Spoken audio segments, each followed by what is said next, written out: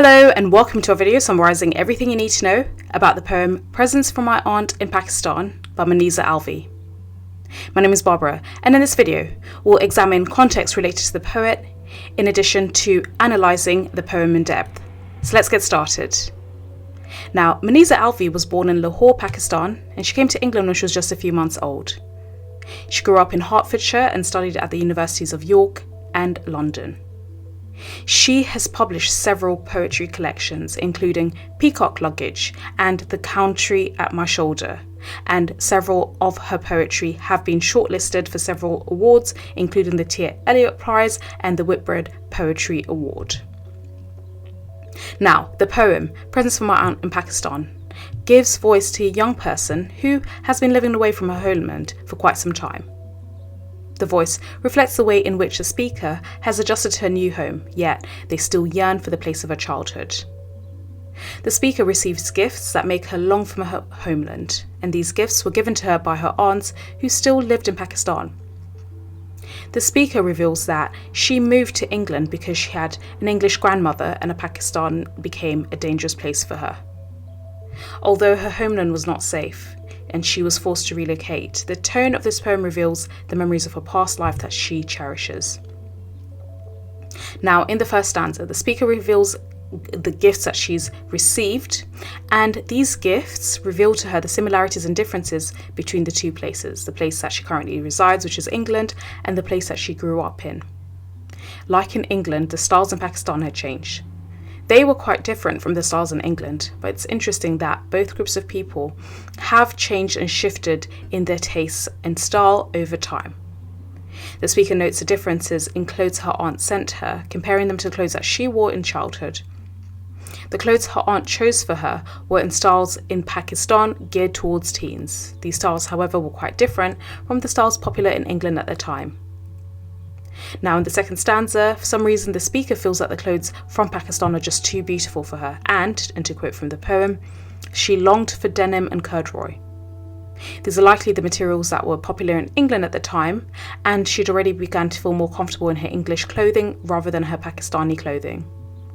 The speaker, however, specifies that she believes the clothes from Pakistan are just too beautiful, and this implies a feeling that she's lost a part of her beauty in the transformation that took place as she adjusted from Pakistani culture to the English culture.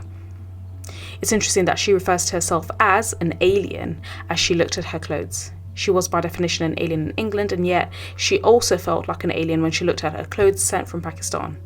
She notes at the end of this stanza that she's half English, and the English part of her is what causes her to feel that she's not as beautiful as her full Pakistani relatives such as her aunt Jamila, and this shows her admiration for that side of her heritage.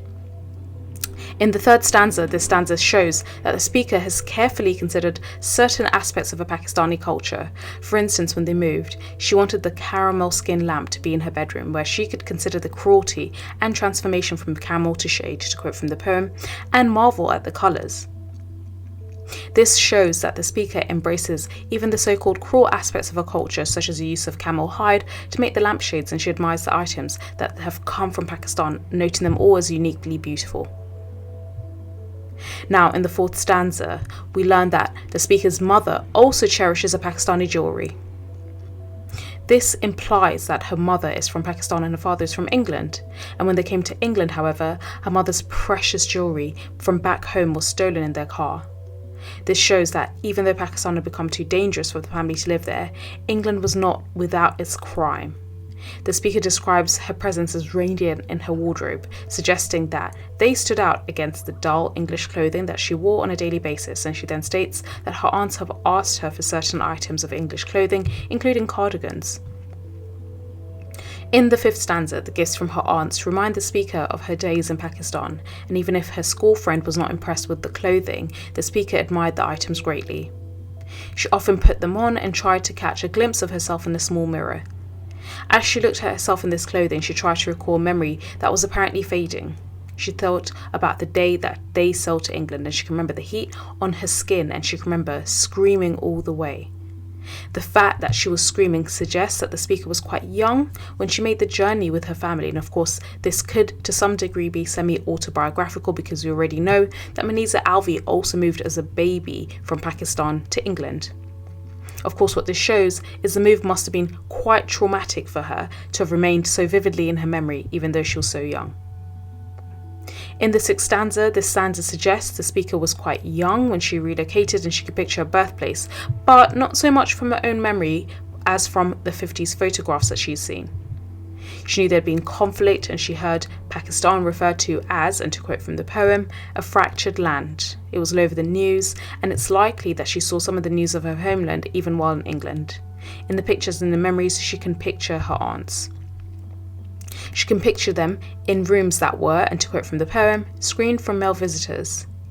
This difference between the two cultures has clearly made an impact on the speaker. She notes her aunts are kept out of sight of male visitors, and her tone remains one of a fond memory. It's clear that this is obviously part of her heritage and culture that she cherishes. She remembers the tasks her aunts did as they mingled with each other away from the view of men.